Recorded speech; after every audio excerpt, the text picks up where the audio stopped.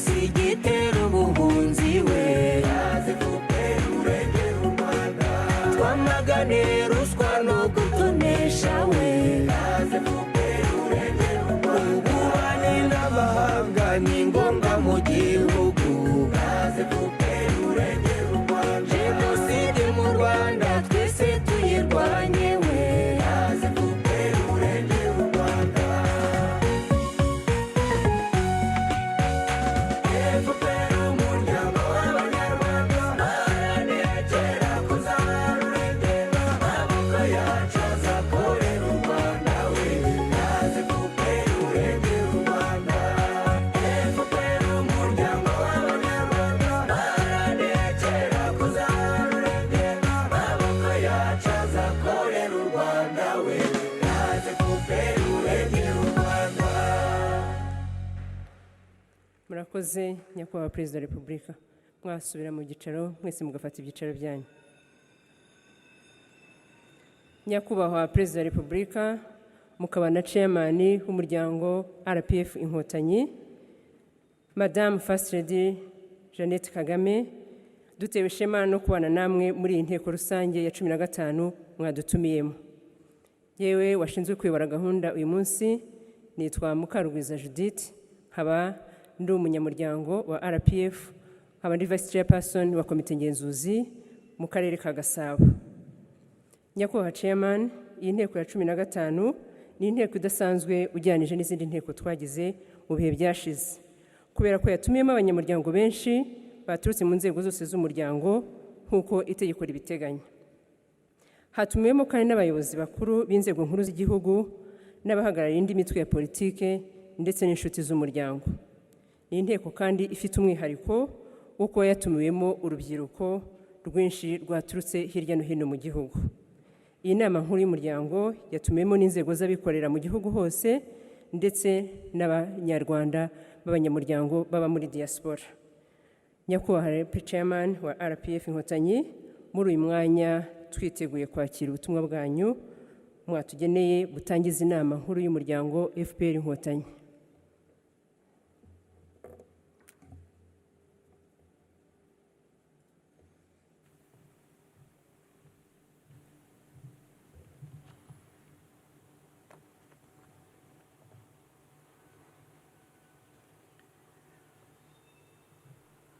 abanyamuryango ba RPF mwese muri hano, intore z'umuryango,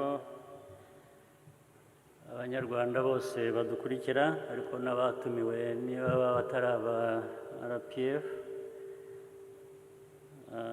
nagira ngo banze mbaramutse.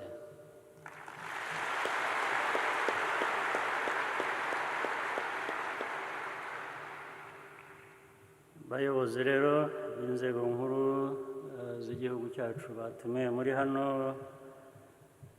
visi perezida wa RPF, umunyamabanga mukuru wa RPF, abakomiseri bari hano,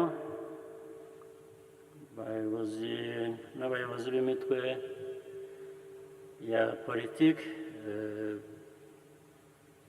ikorana na RPF, n'abashyitsi bandi bavuye hirya no hino. iyi nama nk'uko byavuzwe ni inama nkuru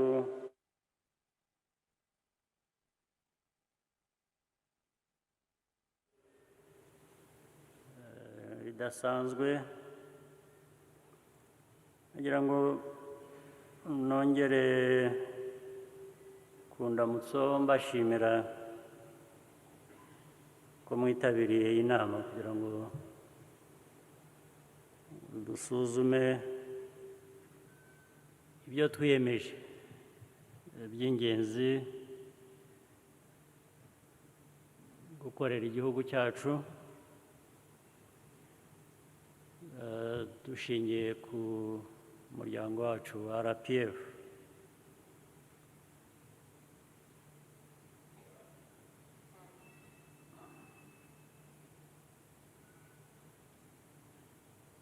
twese aho twaba duturuka hose mu miryango ya politiki itandukanye cyangwa se n'abatayirimo, abatari mu miryango iyo ari yo yose ya politiki,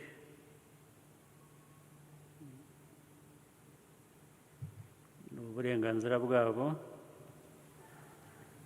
ariko nabo twese hamwe duhurira ku ntego imwe.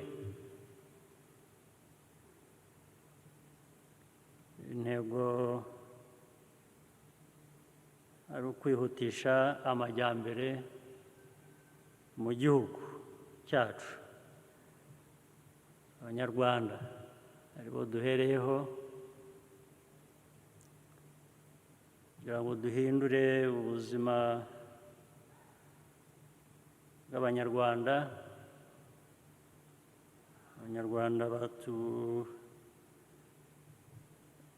batugira abayobozi babo, bakaduha icyo cyizere. Icyo badushakamo ni ugukorana natwe kugira ngo ubwo buzima bwabo buhinduke uko bikwiriye kandi uko bizwi na buri wese.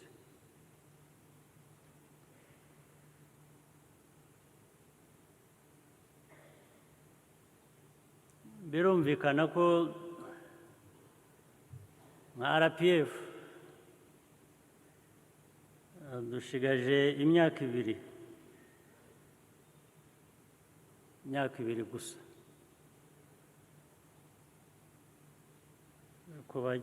kugeza ku banyarwanda ibyo twasezeranye, ibyo twabasezeranije muri iyi manda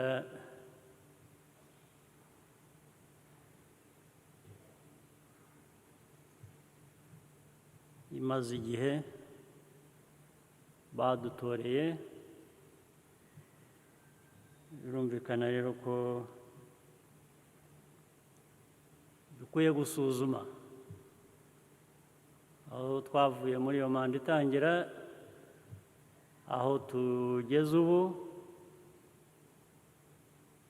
n'aho dushobora kuzaba tugeze tuyisoza. Tukareba rero ibyo twagezeho, ibyo tutashoboye kugeraho, tugasuzuma impamvu,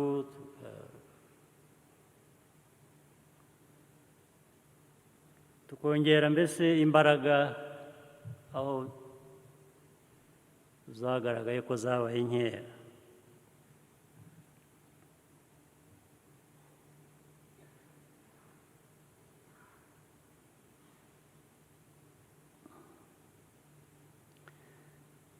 Ariko iyo ngenda nsubira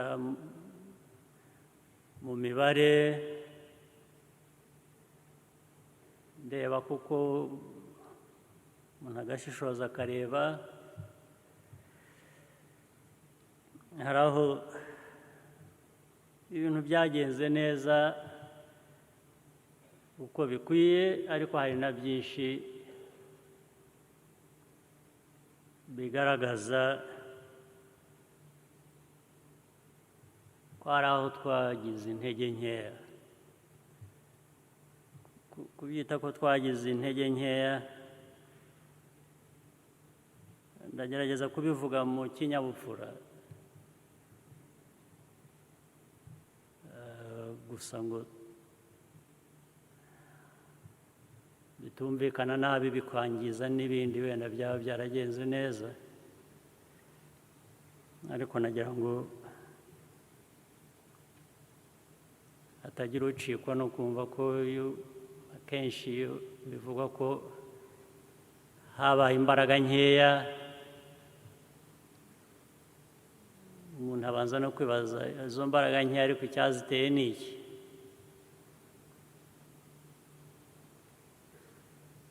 Ariko hari n'ubwo noneho byumvikana ko izo ntege nke zaba zinavuze ko ahubwo ibyakozwe byanakozwe nabi cyangwa bitari byo cyangwa se ibyagomba gukorwa bitakozwe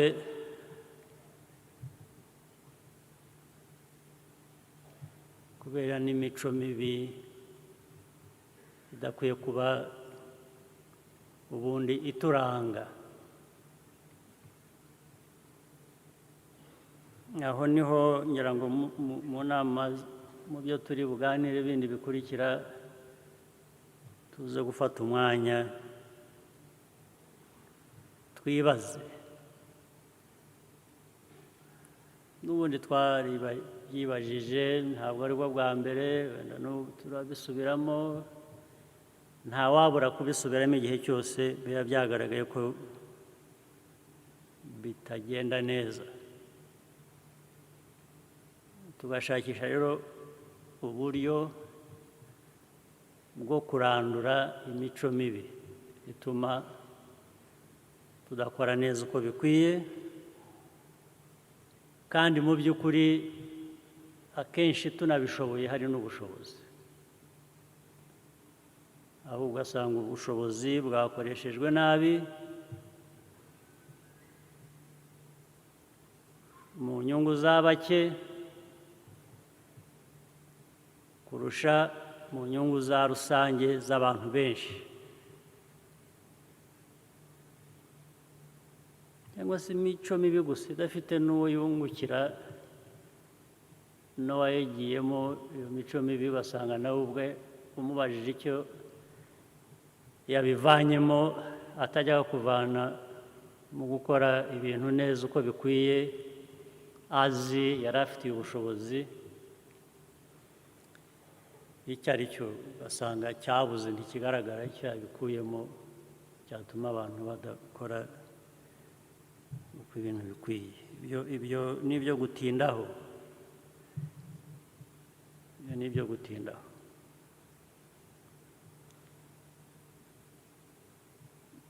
Kuko ntacyo tutazi mu byo dukwiye kuba dukora, ntacyo tutazi mu byo dufite dukwiriye kuba dukoresha. Hari ibyo tudafite nabyo turabizi, ariko n'ibyo dufite turabizi dukwiye kuba duhera aho igihugu cyacu kiva, aho kigeze, aho dushaka kujya, nabyo birazwi. Ndetse buri gihe iyi RPF abayigize baba bato baba bakuru, uko twicaye aha tuzi intego yacu, icyo tunabereyeho, icyo twitirirwa kuba RPF,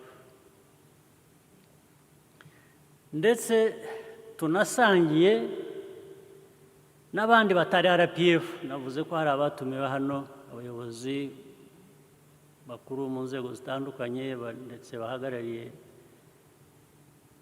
indi miryango ya politiki. Byose turabizi, byose tubisubiramo buri munsi, buri gihe turabivuga, turabiganira buri gihe, turinenga, buri umwe akabwira undi rimwe na rimwe. Ntabwo buri gihe tubwirana ukuri, ariko turinenga.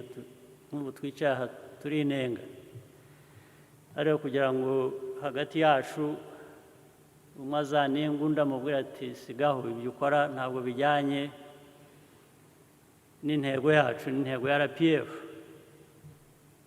ibyo byo nabyo birabuze, ntabwo bikunda kuboneka. Ariko reka ibyo nabyo biraza gukomeza kuranga ikiganiro uko kiri bukomeze, cyangwa ibiganiro bitandukanye muri uyu munsi. Muri uyu munsi nagira ngo twihe amahoro hari ubwo abantu baza mu nama nk'iyi n'uburemere bwayo batekereza gusa aho iri butangirire n'aho iri burangirire, ibiri hagati bikikora. Ariko nagira ngo dufate umwanya tuze kuvuga ibintu uko bikwiriye kuvugwa, dutwara umwanya aho kuganira tureba ku isaha ko biri burangire saa 9:30. Nagira ngo mbe mbateguje ko bishobora kurengaho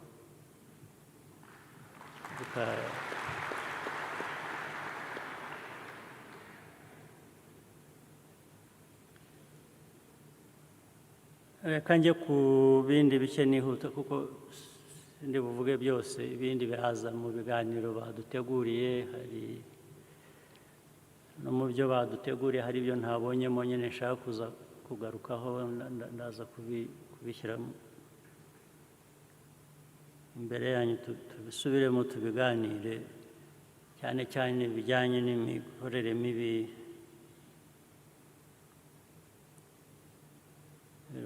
twanga tugakomeza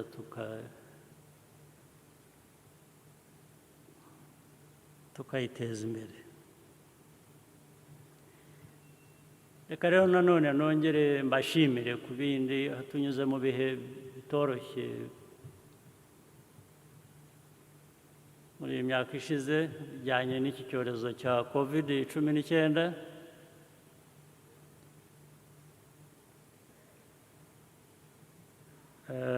Ariko ubwo nagira ngo duhere no kwibuka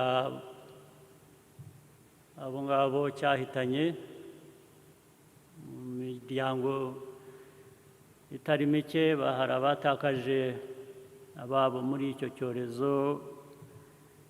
Nagira ngo tubabwire ko twifatanije namwe, hanyuma dukomeze intambara yo kukirwanya ndetse no kwitegura kurwanya n'ibindi ibyo ari byo byose byaba bisa nkacyo bishobora kuzaza n'ejo bundi. Ariko nagira ngo mbashimire kuko kuba twarakinyuzemo uko twakinyuzemo byagaragayemo imikorere mizima abantu, imyumvire, ibyo batari bazi babibwirwa bakabyitabira bakabikurikiza. Harimo ingorane nyinshi abantu barazihanganiye, abadafite ibyo kurya bibatunga, leta gerageza uko ishoboye ariko ntiyashoboye byose. Abantu bakiyongereraho akabo abandi bakagerageza kwifata neza no muri ibyo bigoranye, ariko tukabinyuramo. Ibyo nagira ngo mbibashimire rwose.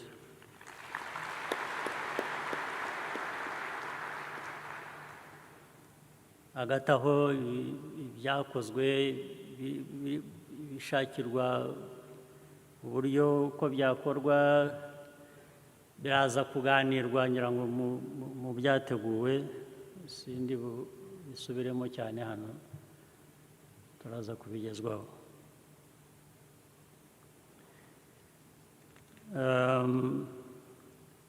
Ibijyanye ubuhinzi, ubworozi, bijyanye n'imari y'igihugu, ubucuruzi, guhahirana. Mbere y'uko ngera kuri ibyo mu buryo burambuye, nagira ngo nibutse ikintu kimwe mu ngorane nk'izi ngizi z'iki cyorezo cyangwa ibindi bimwe duhura nabyo. habamo n'amahirwe yo gushobora gukemura ibibazo ku buryo budasanzwe. Si n'iby'icyorezo gusa, ndashaka ko nabishyiraho n'ibindi. Muzi nabyo ibyo tuvuyemo bijyanye n'umutekano n'ibijyanye na politiki cyangwa imibanire yacu n'ibihugu duturanye. Twagize icyo cyorezo kubirana n'ibyo byose bindi tugomba gukemura by'umutekano cyangwa imibanire y'ibihugu bimwe bitatubanira neza.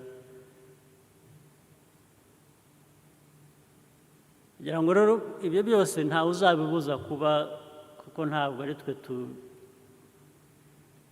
bihamagara ngo bize mu gihugu cyacu cyangwa bidutere ibibazo bindi navugaga. Harimo amahirwe rero yo kuvuga ngo reka ntange nk'urugero. Muzi ko iyi mipaka yacu ari uw'amajyepfo, wongera ngo ntabwo birafungura neza, ariko n'umupaka dufitanye n'igihugu cyo mu majyaruguru ari ubwo byose byafunzwe. Mu by'ukuri hari n'ibyo mu burasirazuba ari ubwo byafunze, ari ubwo umupaka wafunzwe. Amajyepfo, burasirazuba, amajyaruguru, kandi aho hose niho haturuka byinshi dukeneye, dukoresha. Icyo bivuze rero ni iki? Mu burasirazuba, icyo navugaga, muribuka igihe cya COVID-19 hari ubwo abaturanyi banateguraga ngo ntimushobora no gupima abantu baturuka mu gihugu cyacu baza iwanyu, twebwe nta COVID dufite. Bivamo ugasanga hari ubwo yigeze kuba hari amakamyo arenga 1,500 toye umurongo ibirometero bingahe bidashobora kwinjira, kandi huzuyemo ibikoresho twagomba gukoresha bitunga abantu, biturutse kuri icyo cyorezo gusa. ngo ukuntu mwebwe mubyifatamo iby'iki cyorezo ntabwo twe tubyemera, bivamo iyo ngorane. Amajyaruguru twari dusanga mu kibazo kindi nacyo kikubiyemo n'iby'umutekano. Amajyepfo ni uko. Igituma mbizanye ni iki? Igituma mbivuze ni ukuvuga ngo twebwe nk'u Rwanda mu miterere yacu itandukanye n'ibindi bihugu, niyo wabyirengagiza icyo kirabikwibutsa ubwabyo, kwibutsa ko nta mwaro dufite, bivuga ko turi hagati y'ibindi bihugu. Ibyo bihugu bindi icyo bishatse gukora biragikora, twababuza, byaba bibi byaba byiza, bitugiraho ingaruka. Rero mu mitekerereze yacu ya buri munsi, mu mikorere yacu ya buri munsi, niba tudashyiramo gutekereza kuvuga ngo ariko ibi nibiramuka byabaye tuzabaho dute? Nituramuka twafungiwe amajyepfo, amajyaruguru, burasirazuba, ndetse ubutaha bikaba n'uburengerazuba ni ukuvuga ngo twagoswe bivuze ko igihugu se noneho kizapfa kikarimbuka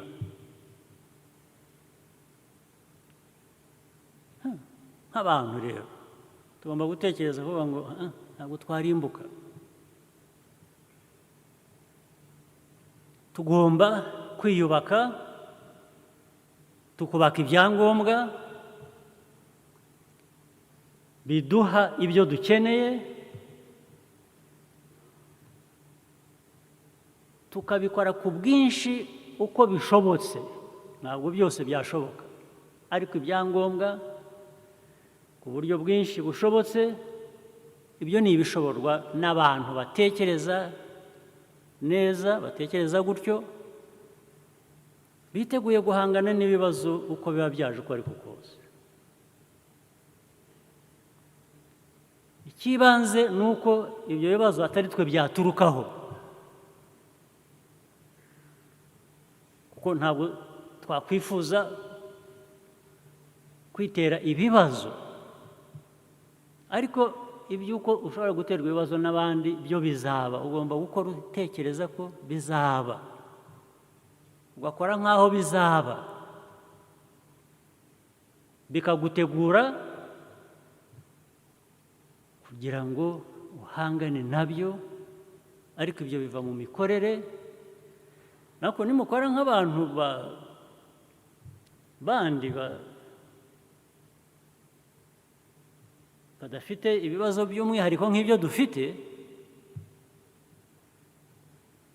tuzarimbuka niyo mpamvu ibyo navugaga by'imico by'imikorere by'imyumvire tugomba kubisubiramo tukabyumva kuko ni icyo duhanganye nacyo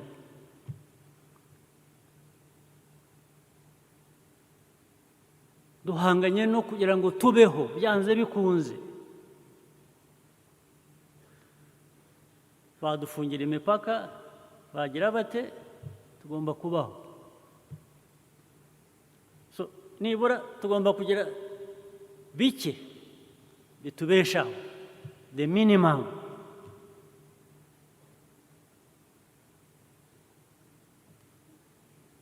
urugero rumwe kuki twakwicwa n'inzara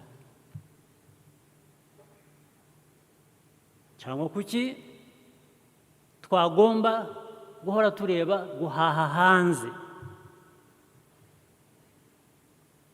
kuki tudakora ibishoboka ku buryo bwo kwihaza tukagera aho dushoboye nyine ibintu byose byaba byabaye bibi tukaba tuzi ngo ibyo dufite si byinshi nk'uko tubyifuza ariko ni bike bishobora kudutunga bikatunyuza muri iki kibazo naho nujya kurangara ukajya mu bindi bidafite agaciro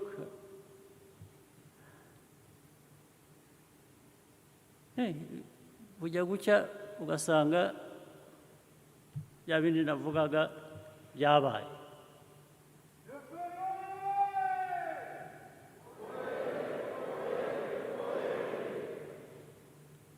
iyo byabaye FPR muvuga igenza ite ijya he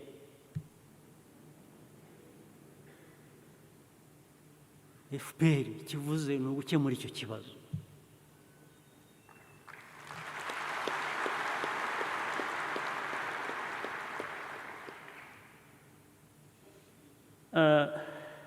nkwereke ukuntu FPR ifite ibintu idakora neza ikindi kibazo kijyanye n'ibyo navuze nk'ibyo igihugu cy'amajyaruguru twageranye ibibazo imipaka igafungwa byatumye tumenya tutari tuzi benshi ntabwo twari tubizi ariko no kutabimenya ubwabyo ni icyaha rwose nanjye icyo ndakibaraho icyaha cyo kuvuga ngo n'ibintu dufite hano noneho cyangwa ibintu dushoboye kugira hano. Abantu baracyambuka bakajya kubishaka ahandi.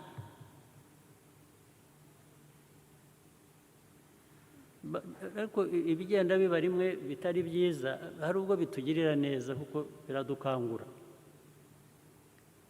Nk'ibyo ejo bundi nabwiraga, kera ejo bundi nabwiraga abadiplomati nahuye nabo,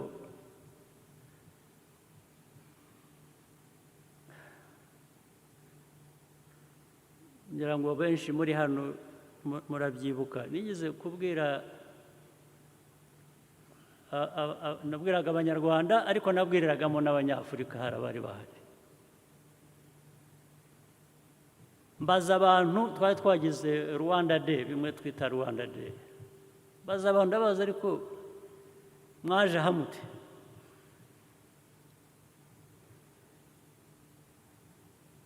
Ubwo barambwira diaspora, diaspora, diaspora. Okay. Mwaje muri diaspora mute? Ababivugaga bari nk'ijana, mbajije icyo kibazo bacisha make, hatangira gusubiza nk'icumi. Kuko abandi uko bagiyeyo, uko babaye diaspora ntibizwi, ntibyumvikana.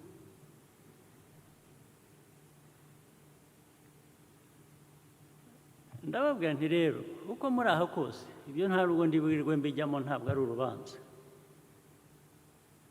Ariko mujye mumenya ko aha muri ntabwo ari iwanyu.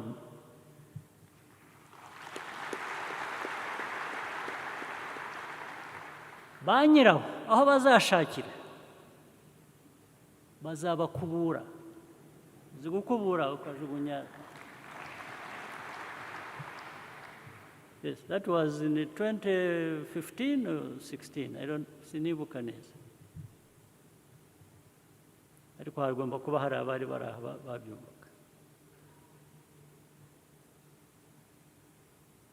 Ndetse icyo gihe mu bantu bari bahari harimo abantu b'abanyamahanga ariko b'abanyafurika, baravuga, bafata ijambo. Barangije baransaba ngo ariko ngo twebwe batwihereye kuza tukabirwanda. Ndababwira nti nimuze. Kandi nagira ngo mbabwire ko bamwe baje. Ntabwo baje gusa, ni abantu bafite ubumenyi, bafite ubushobozi, bafite ibyo bakora hano ubu ngubu.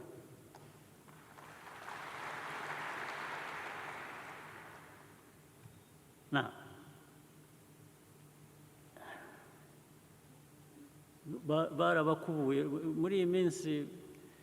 Ubwo abenshi muri abo navugaga, babandi 90%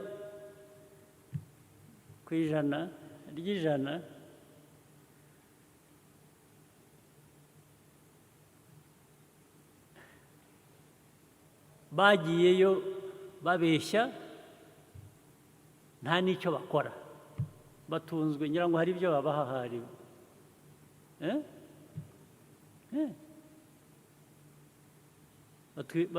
Baratunzwe, barabatunze, barabagaburira.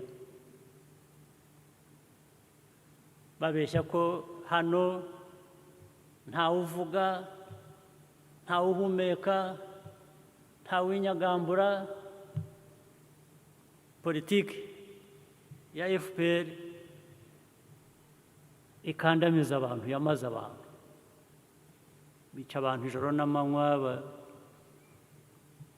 Ko ari cyo bahunze ahantu hatari demokarasi, bagiye hari demokarasi.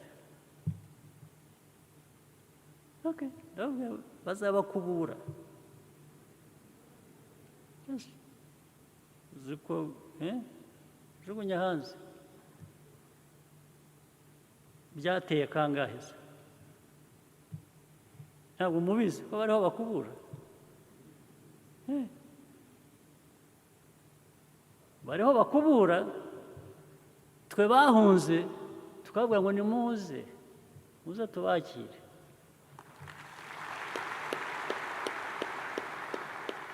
bagiye baduhunze bagiye aho bavuga b'ibitangaza barangije barabakura babura aho bajya. rero RPF ubundi ko nari nzi ko icyo bivuze ari ukwiyubaka, ari uguhangana n'ibibazo, ari imyumvire mizima, ari imyumvire ikorera u Rwanda, igakorera akarere, igakorera Afurika, igakorera ikiremwamuntu, igaha agaciro mbere na mbere ihereye ku munyarwanda. Intege zacika zite? Twajya mu bindi dute? Hari byinshi abantu bagomba kujya mu bindi, ariko kugera aho uhera ni aho ngaho. Ugomba kugera aho uhera.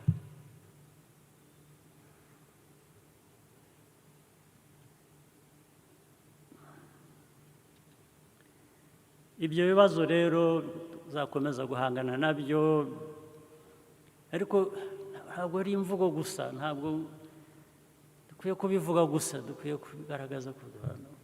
Hanyuma rero abandi ugasanga, ubwo naje kumenya, ndabaza nsanga ku mipaka yacu hari aho amashuri, amavuriro, ndetse ugasanga n'amaduka asanzwe acuruza isabune, acuruza inzembe, acuruza isukari, acuruza ntayahari. Abantu bagafata urugendo bakava mu Rwanda bakambuka umupaka kujya kubishaka hakurya y'umupaka. N'abana b'ishuri, amashuri twubaka, dukwiriye kuba twubaka, amavuriro, abantu baragomba kwambuka.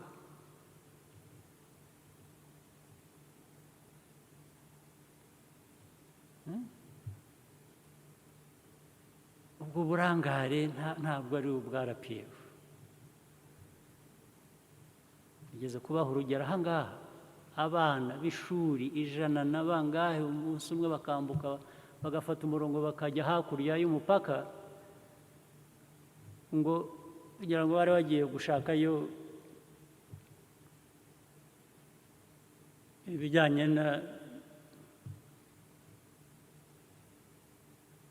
nko kwivuza cyangwa iki.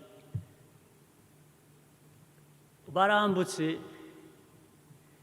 ishuri ntiribizi, umuyobozi w'ishuri ntabyo azi, cyangwa se arabizi ariko ntacyo bimubwiye. Bagiye gushaka service, bagiye gushaka ibyo bakeneye hakurya y'umupaka, dufitiye ubushobozi.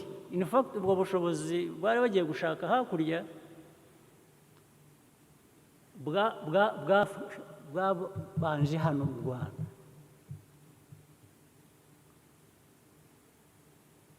N'ubushize nabyo bamwe bari hano nawe babwiye, ubushobozi bwabanje hano mu Rwanda,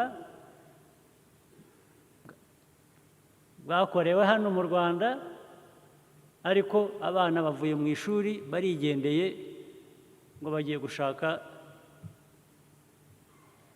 ibyo ngibyo hanze hakurya y'umupaka. Noneho bakajya no gushaka n'imirimo, abaturage bagafata inzira bakajya gushaka imirimo hakurya y'imipaka, imirimo yo guhinga, yo kugira gute, ibyo mwumvaga bakubita abantu, bica abantu, baza bakajugunya ku ruhande rwacu, bakubise Abanyarwanda bose hafi 100%. Babaza ubundi wagiye kugira gute? Ati nagiye gupagasa. Upagasa iki? ati nagiye gushaka imirimo, kuki hano ariko itaboneka iyo mirimo?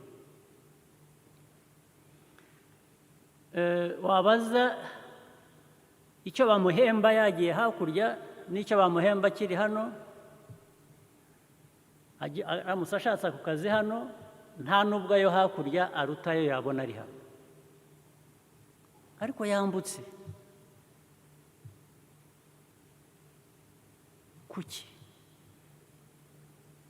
abayobozi bari hano b'inzego z'ibanze, abayobozi bose kuzamura kugera kuri ba minisitiri n'abandi, kuki batakibona nk'ikibazo bakwiye guhagarika?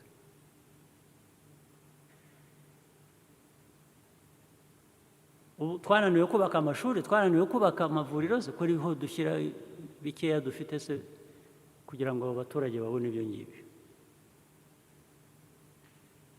Ejo bundi muri kabineti nabwiraga prime minister n'abandi, aba baturage bafata inzira bakagenda bakambuka imipaka ndetse bakazakubitirwayo bakicirwayo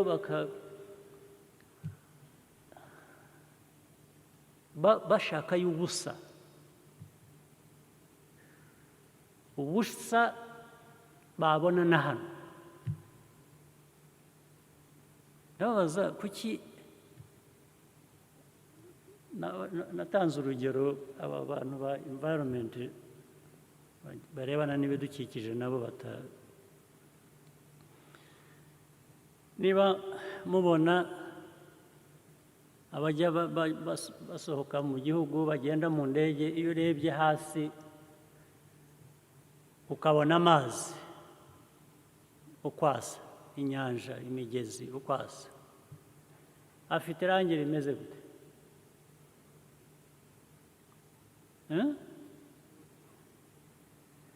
Urabona, ureba Nyabarongo cyangwa ubona undi mugezi ukagira ngo ni umuhanda w'ibitaka, ntushobora kumenya ko ari amazi.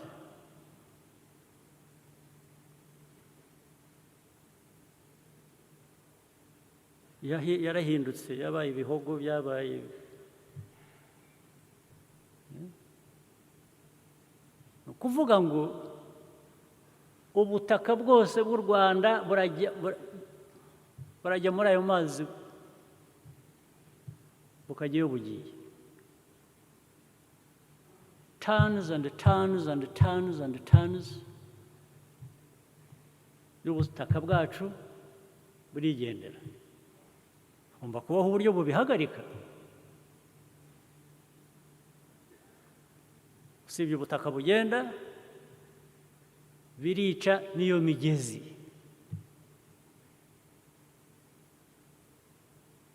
Birica muri iyo migezi no muri ayo mazi.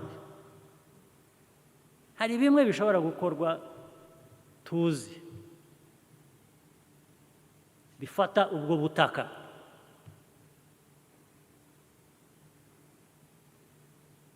Hari ibijyanye no terracing, right? Terracing mu Kinyarwanda ni terraces ni ngo ni amaterasi. Narinzi ko nashaka i Rwanda ijambo rya terasi, no mu Kinyarwanda ni terasi. Ni uburyo bw'indinganire bufata ubutaka butagenda, sibyo? Muzadushakire ijambo ryabyo, ariko ni ibyaje hanyuma abanza tutaye tubizi ngo tubifite ibintu byo kurwanya isuri.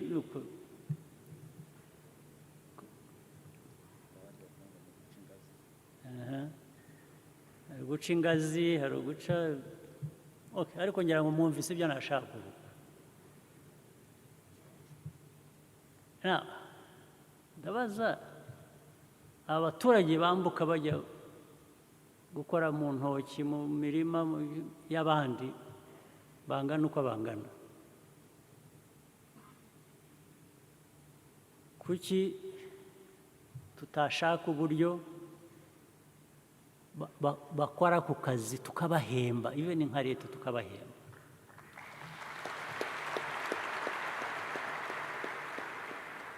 Kuki? Ariko nabyo ntabwo bizabura abakomeza kugenda, kuko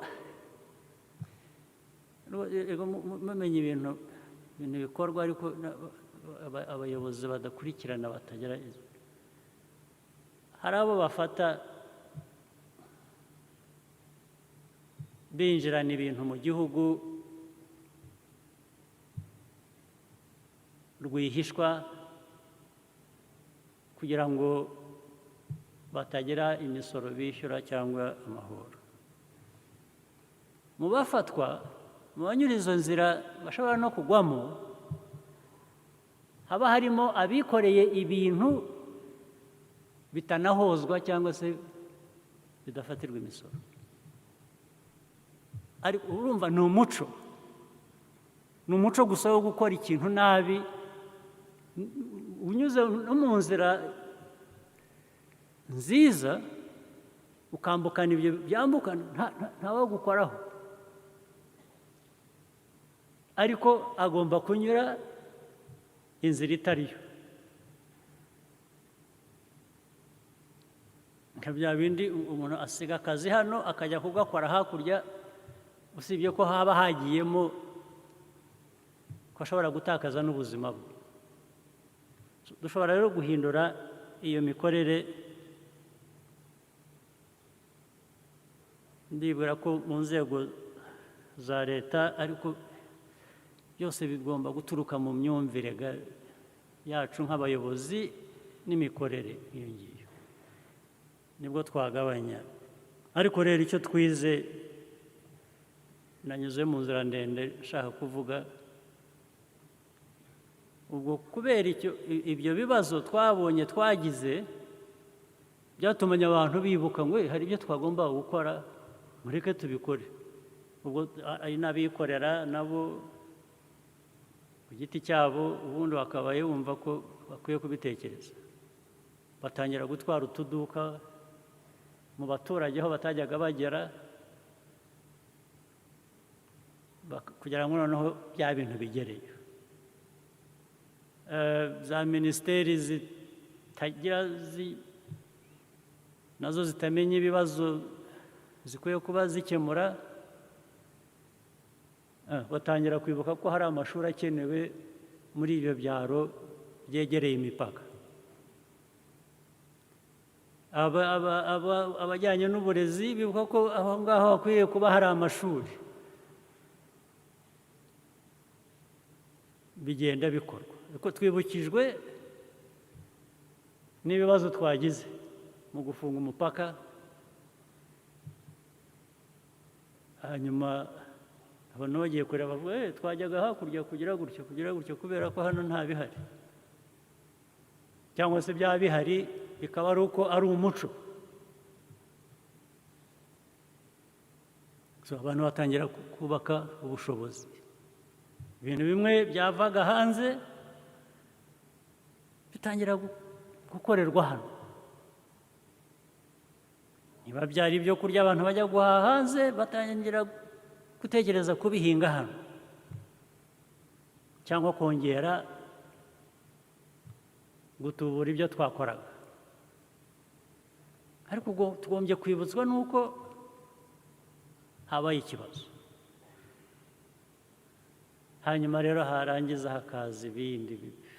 N'uyu munsi mbona ripoti z'abapolisi, igice kinini cy'ibyo byinjira abantu birirwa abapolisi bamishana n'abantu ni ibikize, ni Kanyanga waragi. Nayo ugasanga niyo wabaraza Kanyanga baraza, ariko barazana Kanyanga kubera ko nta muntu, burya n'umuntu wese ucuruza ni bibi, nuko biba bifite umuguzi. Ikintu cyose kigurwa kiracuruzwa. niyo cyaba ari kibi niyo cyaba ari cyiza, kanyanga bakaba kanyanga, then ubundi ugasanga bafashe abantu bari aho bafite byinshi bakeneye, uvuga uti noneho niwe ibyo bazana, ugasanga tons and tons z'ibintu bya, hari chemicals zitwika abantu. Ufite n'ikibazo ntabwo nzi ko muri RPF twakigira, abantu batwika imibiri yabo kugira ngo base nk'abazungu.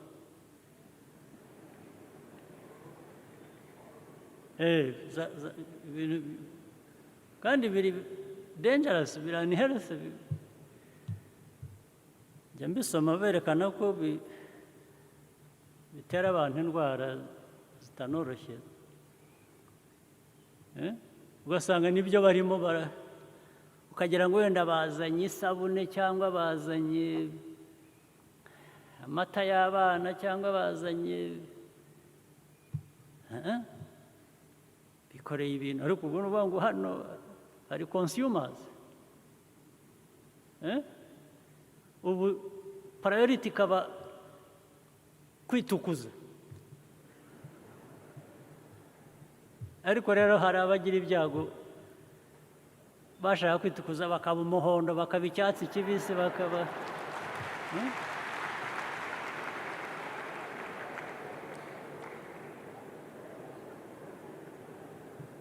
ugasanga umuntu asigaye asa n'umukororombya,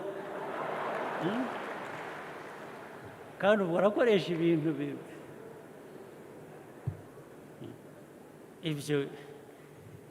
ibyo se nabyo ni RPF, ibyo nabyo ni imbaraga dukoresha muri ibyo, amafaranga dukoresha muri ibyo yadufashije gukemura ibindi. Ndavuga n'abantu ku giti cyabo.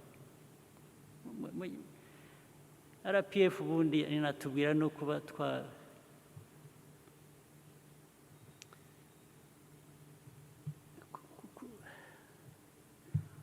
ntimukiyange uko muri.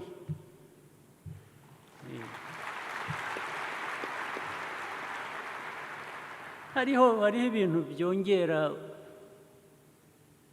ukuri bikarushaho kuba byiza, bikarushaho kuba mwiza, birahari nabyo, ariko bitaguteye ibindi bibazo.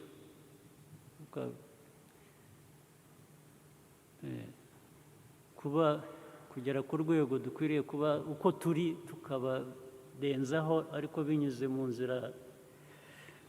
Ubundi RPF ibyo yarabyigishaga, niyo philosophy ya RPF, niyo ideology ya RPF, ni ukuba niyo muba muvuga dignity, muvuga n'ibyo, kwemera ukuri ahubwo ukakugera kwiza kurusha, kuko birashoboka. Buriya iyo dusukura mago yacu hariho hose, uba usukura ikintu kiri aho kiriho ukigira cyiza kurusha uko kimeze. N'umuntu rero ashobora kuba atyo, ushobora kwisukura ukaba byiza birenze uko wari umeze, ariko ugomba no kugira aho ugarukira.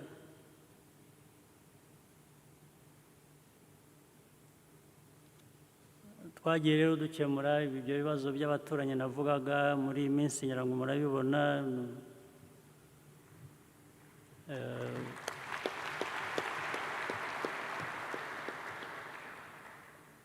Ariko hari isomo nize igihe twari dufitanye ibibazo n'abandi bantu, nabo twakemuye ibibazo bigenda neza. Muribuka kera dufitanye ibibazo n'ibihugu bimwe byo mu Burayi, rwose duhangana nabyo, ndetse byaje kuvamo nyine igisubizo. Ariko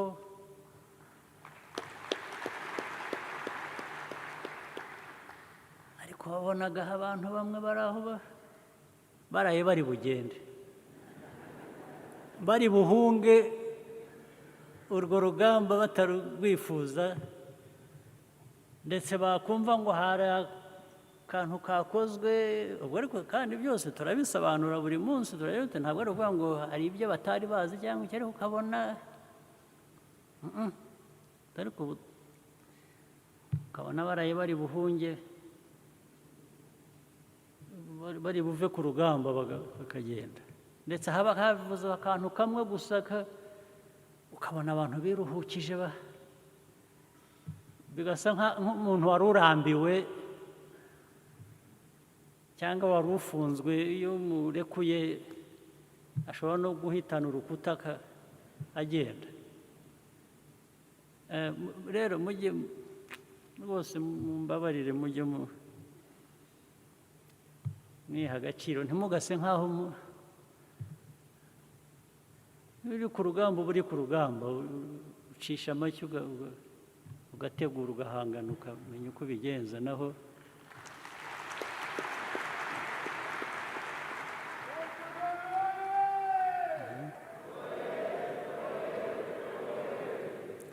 naho kuba uri aho ushukuye abantu bakugarura, ushaka kugenda, n'aho ujya ntibagushaka, ariko urashaka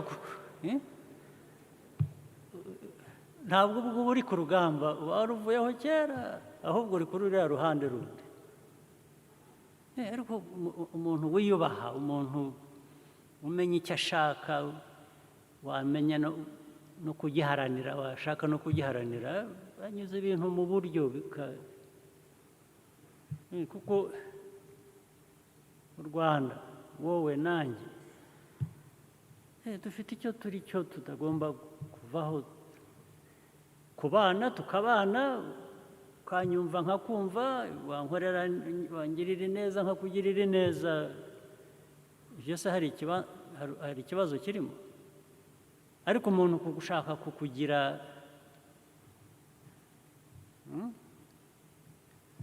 igikoresho cye cyangwa inyungu ye, erega wowe ukaviramo aho ukabyemera, ntabwo ari RPF.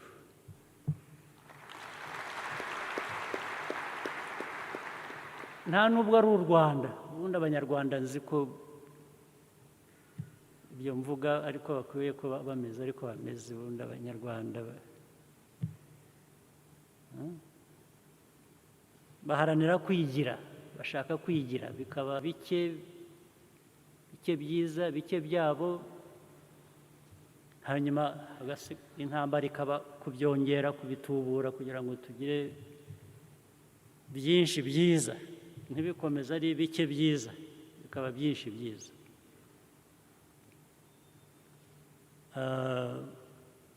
Ibintu biragenda neza rero ugereranije, ari hano mu gihugu, hanyuma hari aho dufite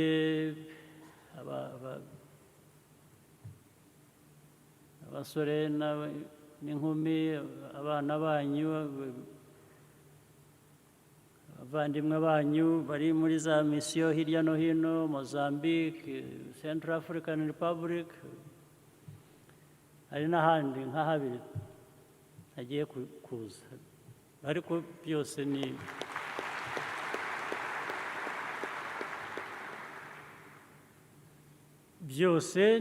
bijyanye n'imyumvire yacu n'imikorere yacu nk'igihugu, kandi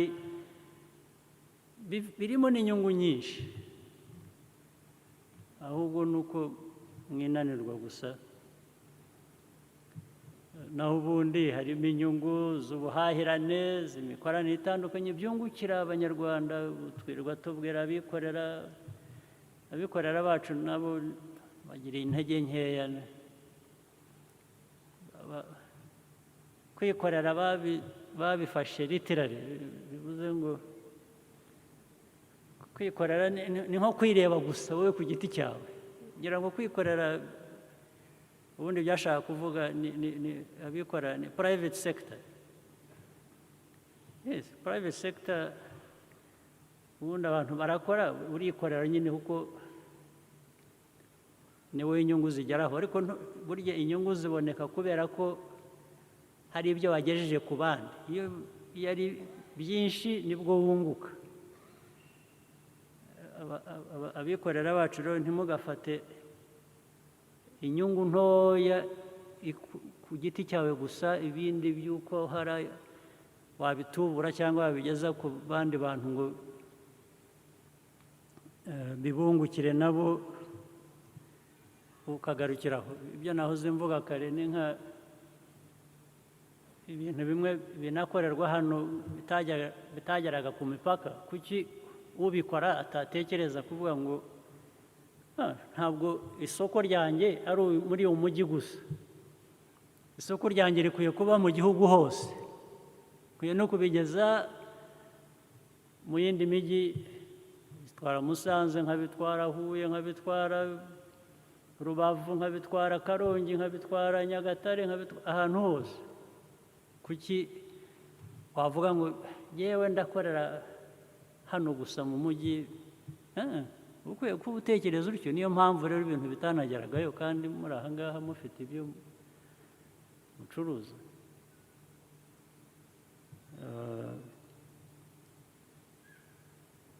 ibyo rero byo gukorana n'ibindi bihugu mu buryo dukorana bifitemo amahirwe menshi mukwiriye kuyahagurukira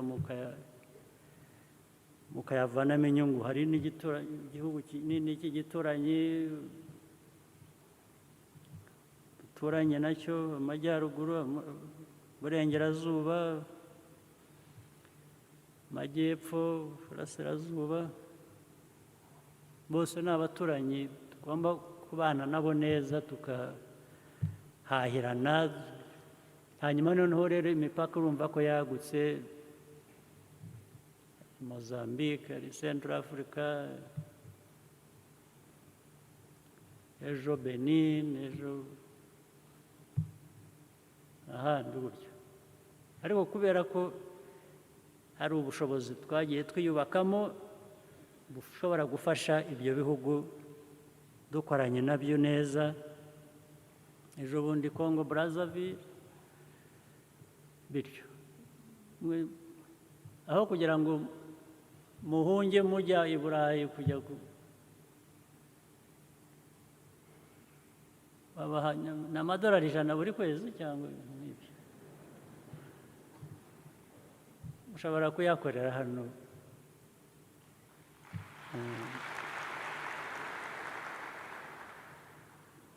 mu minsi iri imbere tuzagira inama nini cyane hano y'umuryango wa Commonwealth habamo ibihugu 55 cyangwa iki hano tuzaba dufite abantu benshi cyane harimo n'ibikomangoma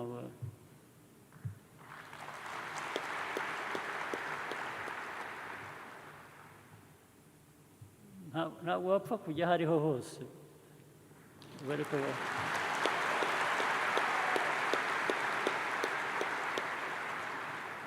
ariko bazaza hano ubwo rero tube twiteguye kubakira kandi kubakira neza ariko nabyo reka mbanze mbanenge muzabakira mute muzabakira dufite amahoteli meza dufite byiza ariko ntimuyageramo ayo mahoteli muyajyamo amahoteli yanyu mujya muyageramo murayazi muyageramo muyasangamo iki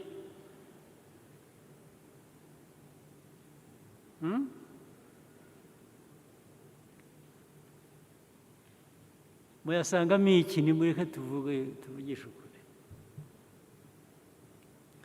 imikorere yanyu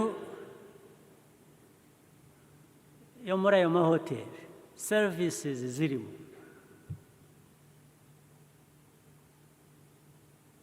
ni mwe mwenyine abanyarwanda mushobora kubyemera mukabana nabyo, nta wundi muntu wabyemera, ni mwe gusa. ubwo nabyo ni ikibazo gikomeye, ni ikibazo, ubwo ndabivuga, ni ikibazo gikomeye kandi mwanze guhindura. tubivuze nabyo imyaka myinshi. serivisi zo mu mahoteli yanyu ni mwebwe abanyarwanda gusa, n'amaresitora ni mwe gusa mushobora kubyemera mukabana nabyo bigasa nkaho nta kibazo gihari. bagiye kubamenya rero, bazaza ari benshi, bagiye kubamenya. hari ubwo njya muri ayo mahoteli. ejo bundi hari aho natwaye umushyitsi, umuyobozi w'igihugu wari wagendeye hano, ariko ngira ibyago rero kuko ndabibona bikanyica nkapfa nyine. ariko mwe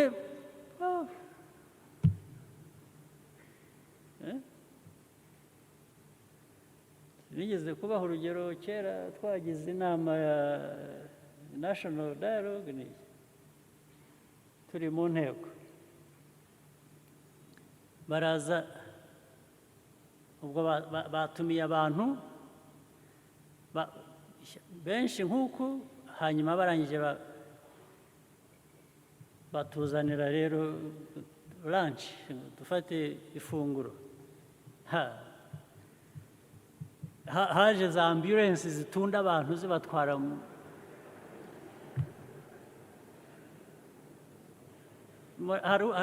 bari hano murabyibuka, hari abari bahari murabyibuka. biriya se ubisobanura ute?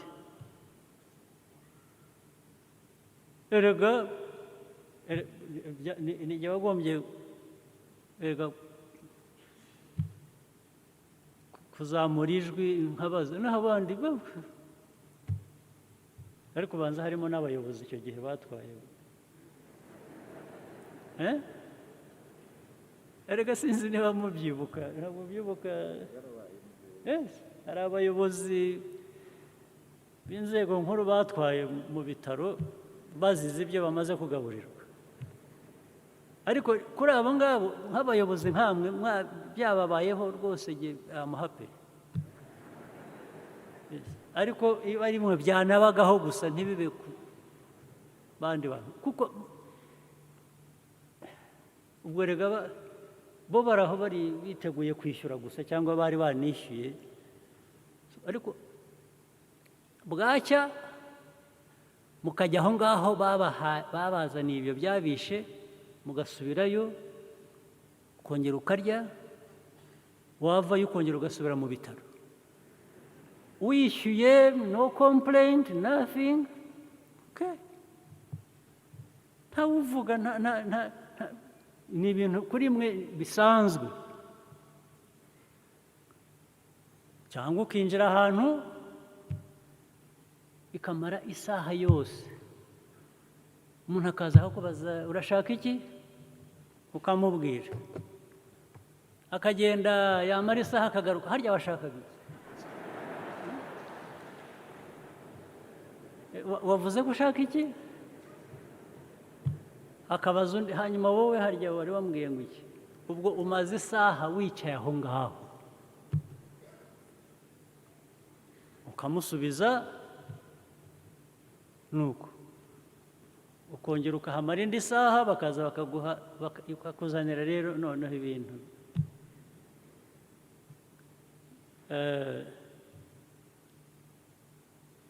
ubusa ariko bubi. akakuzanira ku isahani, bakakuzanira ubusa, ariko nabyo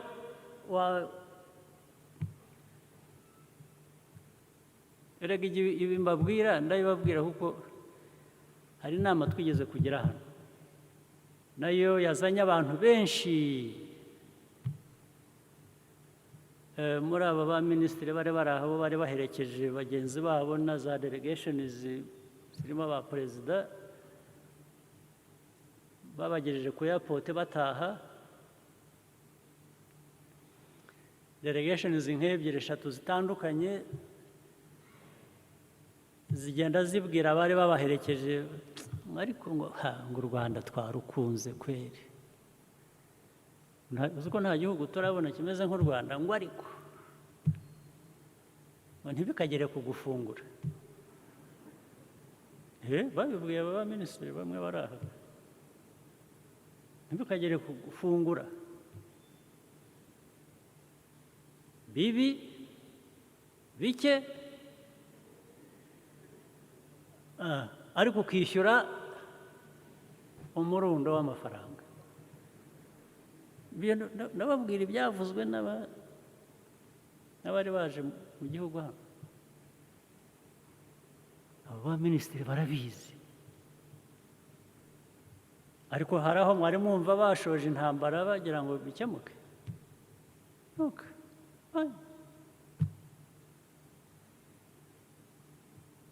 ni hehe mwari mwumve rimwe na rimwe n'aba bashinzwe ibya tourism aba ba RDB n'abandi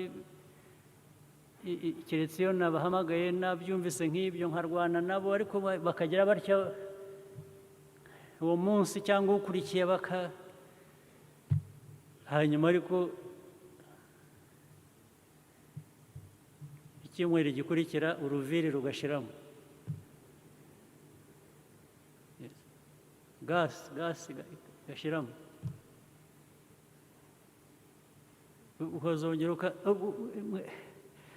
nimumbwire ikibazo dufite ni iki aho ngaho Claire ushinzwe RDB n'abandi bari hano give me a hint of what this problem is idashobora kurangira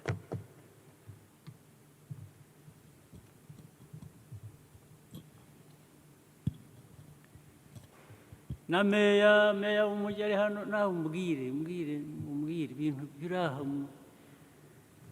mwicara mukaba comfortable u Rwanda erega ntabwo rukiri u Rwanda rwonyine ni u Rwanda rufitanye isano n'ibindi bihugu byinshi naho standard zabo mwebwe izanyu muzizamura ryari Claire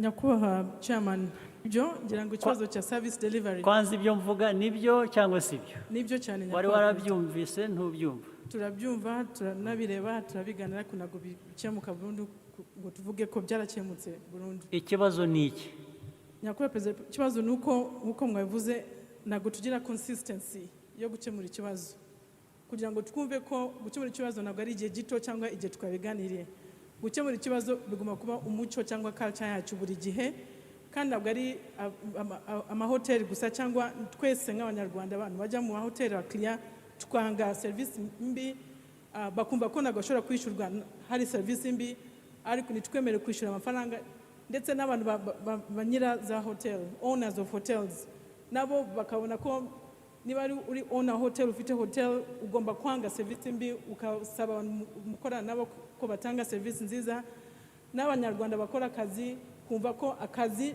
ni ikintu gifite akamaro ku buzima bwawe niba udakora serivisi nziza ntabwo uzishyurwa ntabwo muzabona abakiriya benshi n'amafaranga menshi muzabona bikagira ingaruka ku buzima bwawe cyangwa n'ubushobozi bwawe cyangwa n'amafaranga n'igihugu bikagera noneho kwangiza izina ry'igihugu n'ibyo nyakubahwa perezida wa repubulika abantu bakagenda bakavuga ko u Rwanda byose ni byiza keretse serivisi bisaba rero nyakubahwa perezida wa repubulika ko twese yaba abakozi bo muri leta abakiriya bajya mu mahoteli abakozi bo mu mahoteli owners z'abahoteli twese duhagarare ducamo imbaraga nyinshi cyane twange serivisi mbi okay Claire you are right ibyo uvuga nibyo ariko ko tubivuze kenshi ntihagire igihinduka twagira dute kundi kuko ibyo byose uvuze nibyo kandi biranavugwa buri munsi ariko kuki nta gihinduka nyakubahwa perezida wa repubulika ni consistency tuvuga ibintu ntabwo tubikurikira buri munsi no consistent actually you are consistent kuko you have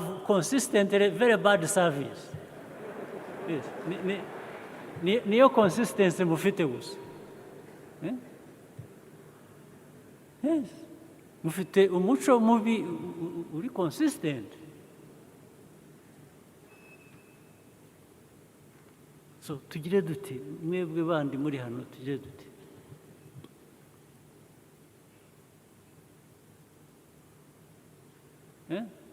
ariko icyakorwa kuko ibyo byose biriho ariko namwe nta consistency mufite ababishinzwe ku buryo bw'umwihariko ngo n'abandi babunganire yo kubikurikirana mbese wasanga mu by'ukuri umuntu atabujuje ibyangombwa kubera ko mugomba gushyiraho uburyo bubikurikirana bimenya ngo umuntu hari isuku hari iki byose ejo umuntu yakomeza mukamubwira funga mujya mubikora se hari ubwo mwarimu wabikora atari uko mbabwiye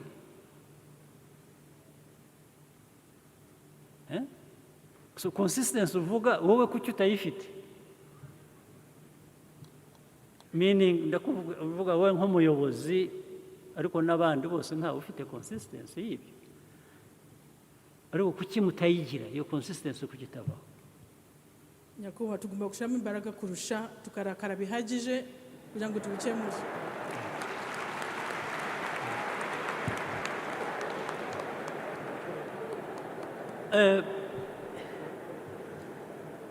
kurakara byiza ariko kurakara nabi byica nyirabyo naho kurakara neza bivuze ngo ntiwemeye iki kintu kandi ugiye kugira icyo ugikoraho ibyo nakubwiraga njye nagusuye kabiri gatatu nkwereka ibintu udakora neza kurakara kuzima ni uko mbivanamo kukubwira ngo funga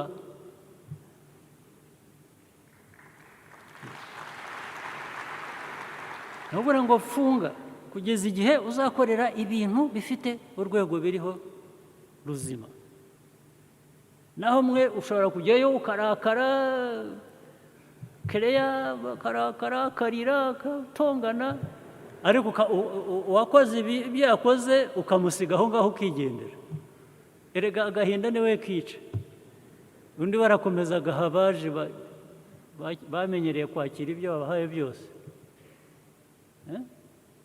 meya mwebwe wowe urakara ryari murakoze nyakubahwa chairman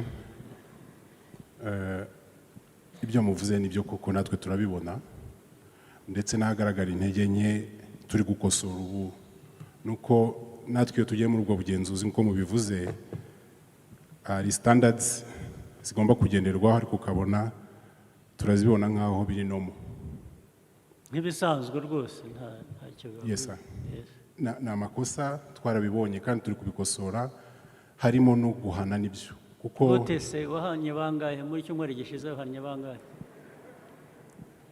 Your Excellency nicyo cyemezo dufata wasangaga harimo intege nke hakabaho gutinda gufata nk'ibyo byemezo bihana binakosora ni ikibazo mufite ikibazo kigiye kuba icy'inkomoko nk'abanyarwanda tugiye kuba abantu gusa bibera mu bintu bibi ariko ukabana nabyo ubu niko tugiye kumera cyangwa niko turi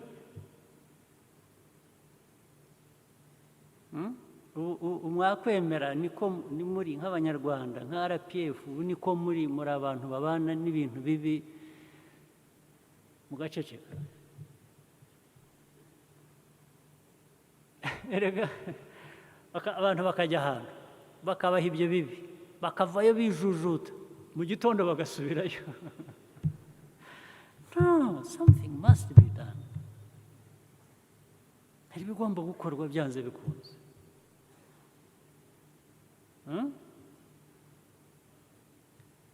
reka byo tube tubicumbikishije nanone tubona umwanya w'ibindi byinshi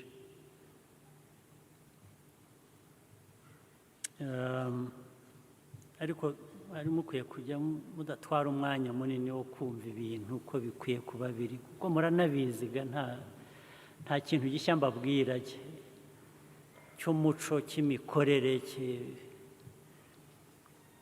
byose murabizi ariko ni mwe mukwiriye kwisuzuma mukireba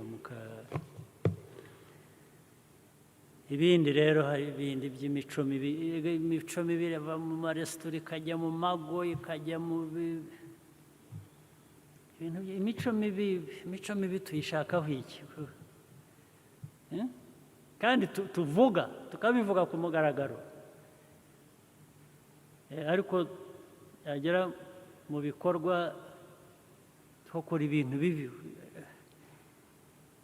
ukagira ngo na RPF niba ariko se ko hari imiryango nk'iyi imaze imyaka myinshi kurusha RPF twebwe tumaze imyaka ingahe RPF imaze imyaka ingahe SG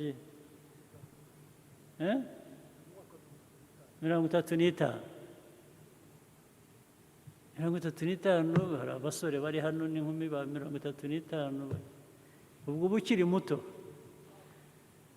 ubundi hari imiryango rero yo ifite za 50 imyaka 60 80 90 100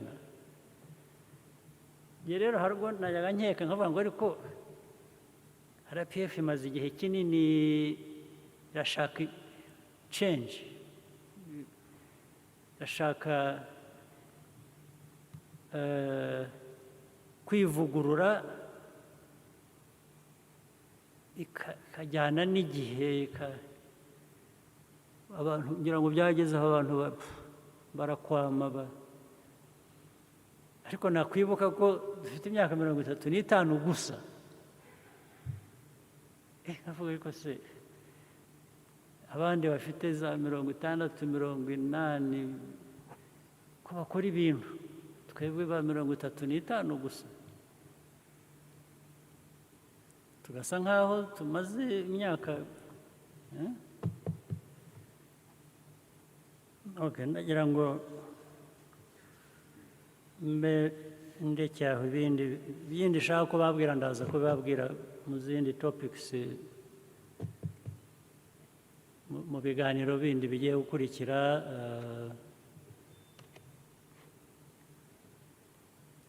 reka no umwanya ntwayo ni munini bihagije ariko byari ngombwa ntabwo naza ngo mbabeshye ngo mbasomere disikuru gusa nziza hanyuma ngende numvaga nanjye ngomba kwinigura gatoya